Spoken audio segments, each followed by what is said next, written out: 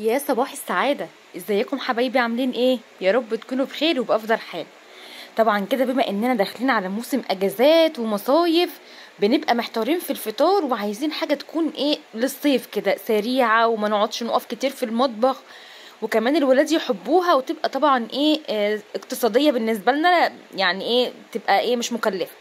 علشان كده قررت ان انا النهارده اعمل معاكم فيديو تحفة جدا يا بنات. شوية قرص سكر طراي جدا، حلوين جدا، اقتصاديين جدا جدا، هتعمليهم من غير اي تكلفة. شوية دقيق ومية كده وهتعملي القرص القمر دي، تطلع معاكي هشة وواخدة تسوية في منتهى الجمال. وهقولك ازاي كمان تحفظيها وتعملي اكبر كمية ان شاء الله، وتحفظيها عندك في الفريزر تقعد معاكي لاخر واحدة زي الطازة بالظبط.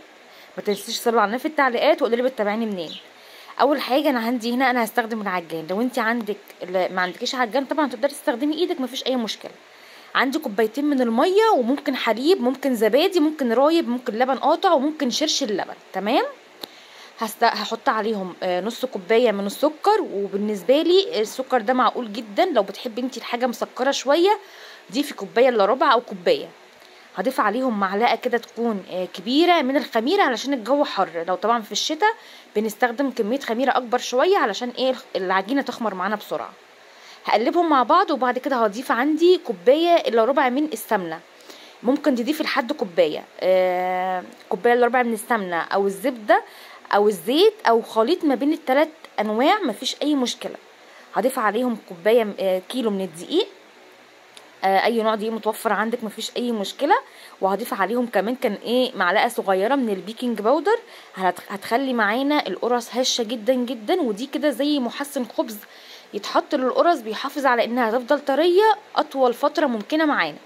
هضيف عليهم كمان معلقه صغيره من الملح بالشكل ده، وكده يبقى انا ضفت ايه كل المواد الجافه والسايله. لو انتوا عايزين تضيفوا مثلا حليب بودره تجودي على العجينه يعني، او عايزه تخليها مثلا تبقى مغذيه اكتر، او طعمه طبعا اكتر. كل ما بنجود في العجينه ونضيف لها مواد تخليها طعمها يبقى حلو، طبعا ده بيفرق جدا جدا ويخلي طعمها طبعا احلى.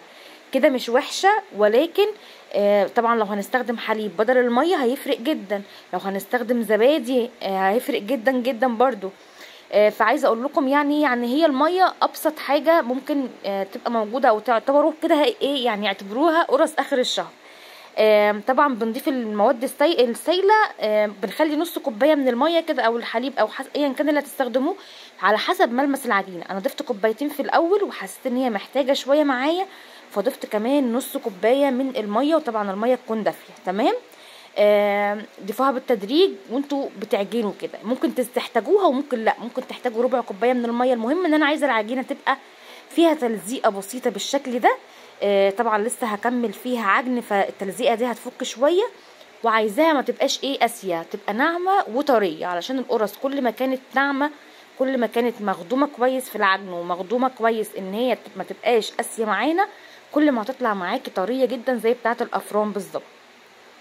عجنتها كده حوالي ايه ربع ساعة، من 10 دقايق لربع ساعة يعني. بس انا خليت العجانة على سرعة قليلة علشان تتعجن براحتها كده وتبقى ايه ناعمة معايا. ممكن هتعجنيها على ايدك هتاخد معاكي برضو ايه 10 دقايق لربع ساعة بقى طبعا. ولو ايدك وجعتك وانت بتعجني مفيش اي مشكلة، ابدأي ان انت ريحي ايدك شوية، وبعد كده ايه كملي عجن. وانت بتريحي الفتره اللي انت بتريحي فيها العجينه كانك بتعجنيها بالظبط يعني. برضو ايه الجلوتين بينشط فيها، وكمان بتبقى ناعمه كده لما تيجي تعجنيها تاني. شايفين قد ايه بقى هي ملزقه شويه معايا، يعني خطيره. بصوا ما شاء الله تجنن. المهم دلوقتي بقى انا ايه كل حاجه كده امتزجت وبقت زي ما انا عايزه. احط عليها كده ايه معلقه زيت من فوق الوش، وهبدا ان انا هخليها تخمر لحد ما مش يتضاعف بقى حجمها، يعني لحد ما الخميره تبدا ان هي تنشط فيها. يعني مثلا ايه قولي نص ساعه كده. اول ما تلاقيها حجمها ده كده بقى نص كمان شويه، بصوا ما ملتش البوله يعني، خليتها ايه نص ساعه كده. جو حر طبعا جدا، فمش عايزين الخميره تبقى كتير. علشان كده كمان انا ما حطيتش خميره كتير، معلقه واحده كفايه جدا يعني، اقل من الباكت اللي بيتباع من بره ده بيبقى جاهز. تمام. هتبداي بقى ان انت يا اما تحطيها على الرخامه وتبداي ان انت تقطعيها قطع وتوزنيها زي ما انت عايزه، يا اما بالبركه كده تبداي ان انت تقطعيها القطع اللي انت حاسه ان هي مناسبه ليكي.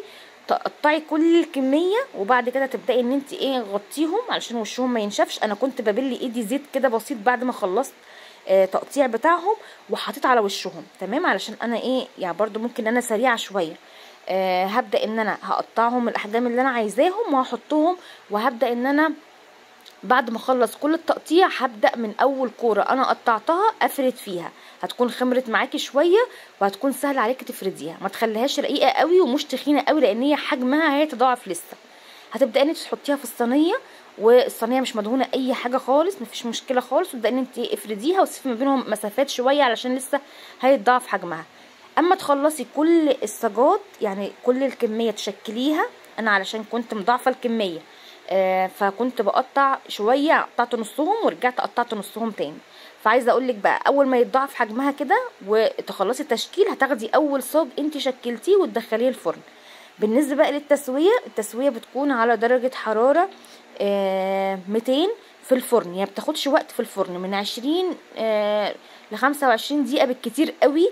انا عندي الفرن بيشتغل من فوق ومن تحت، شغلت الفرن من تحت وخليت الشوايه على حاجه هاديه جدا يعني شعره كده، بحيث ان هي اول ما تبدا تاخد لون ذهبي من تحت تكون اخدت برضو لون ذهبي من فوق. طبعا بتديها اللون اللي حضرتك يعني عايزاه. بعد ما بتطلع على طول من الفرن ببدا ان انا اغطيها، ضروري تتغطى علشان ترد من حراره الفرن وتحتفظ بالطراوه بتاعتها. عايزه اقول لكم خطيره خطيره خطيره، تحفه جدا يا بنات. شايفين بقى قد ايه هشه من جوه، كمان مكوناتها كلها بسيطه واقتصاديه، وبجد اي حد هيجربها مش هيبطل ان هو يعملها على طول. بالنسبه ان احنا ممكن نعملها ساده او بحشوات، طبعا ينفع ان احنا نحشيها جبنه، وينفع ان احنا نحشيها عجوه او ملبن، حتى اي حاجه يعني تحبوها. بس زي ما قلت لكم امشوا على كل الخطوات، واهم حاجه طريقه العجن وطريقه التسويه، وكمان ان احنا نخمرها مرتين، مره بنخمرها نص تخميره، والمره التانية لازم تخمر لحد ما يتضاعف حجمها علشان تدينا الهشاشه والطراوه دي. وطبعا كل المكونات تقدري انت تلعبي فيها زي ما انت عايزه، زي ما قلت لك تستخدمي حليب او ميه زي ما انت عايزه خالص. بالنسبه بقى ان انت تحفظيها بعد ما تبرد تماما، يعني انت غطيتيها دلوقتي خليها تبرد تماما لحد ما كل الحراره اللي فيها تروح، وبعد كده تبداي انت تحطيها في اكياس وتشيليها في الفريزر، وتطلعي كيس وقت الفطار يفك خالص لحد ما يبرد، يفك لحد ما التلج يروح منه يعني. ممكن تدخليه الميكرويف هيطلع معاكي زي كأنك لسه عاملاها بالظبط، وما شاء الله بكمية تحفة جدا. هتوفر معاكي كل يوم الفطار شوية شاي بلبن وخلاص كده هتكوني خلصتي من موضوع الفطار ده. انا نفسي كلكم تجربوا الوصفه دي وتقولوا رايكم فيها، وما تنسوش تصلوا على النبي في التعليقات وقولوا لي بتتابعوني منين، وقولوا لي نفسكم في ايه في وصفات نعملها ان شاء الله الفتره الجايه. واشوفكم على خير ان شاء الله في فيديو جديد. مع السلامه.